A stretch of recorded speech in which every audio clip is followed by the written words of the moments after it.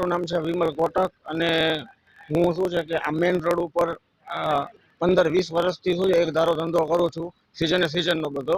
અને શું છે કે આપણે આ વખતે અવનવી પિચકારીઓ બી ઘણી બધી લાવેલા છે અને તેનાથી શું છે કે ભાઈ અમુક જે છે કે ભાઈ સાઉન્ડ વાળી છે, 5-6 જાતના સાઉન્ડ આવે હોળી ધૂળેટીના.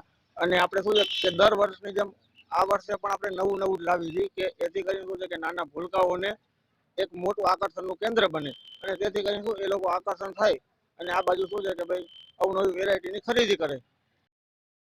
શહેરમાં છેલ્લા 13 વર્ષ થયા પિચકારી હોય, પતંગ દોરા હોય અથવા ફટાકડા હોય એનો અમારો જાહેર રોડ ઉપર સ્ટોલ લાગે છે. પણ આ વર્ષે ખેડૂતોને હરેક વસ્તુના સારા ભાવ આવતા પિચકારીમાં અવનવી વેરાયટીઓ આવેલી છે કે જે પિચકારી ચાલુ થાય અને એમાં બધાય પણ ઇન્ડિયાના જેટલા હોળીના ગીત છે એ હોળીના અંદર ગીત વાગે છે. પછી નવું વિઝનમાં એક પંપ આવેલો છે, એ હોળીમાંય કામ લાગે છે. ચાહે કોઈ માતાજીની પ્રાણ પ્રતિષ્ઠા હોય એમાં કામ લાગે છે અથવા કોઈ પણ વરઘોડામાં કામ લાગે છે. એટલે હોળીની પિચકારીની ગરાગી આ વર્ષે અત્યારથી જ અમારે સારી છે. બીજું કે ઓર્ગોનિક હર્બલ કલર આવેલા છે આ વર્ષે નવા વિઝનના અંદર.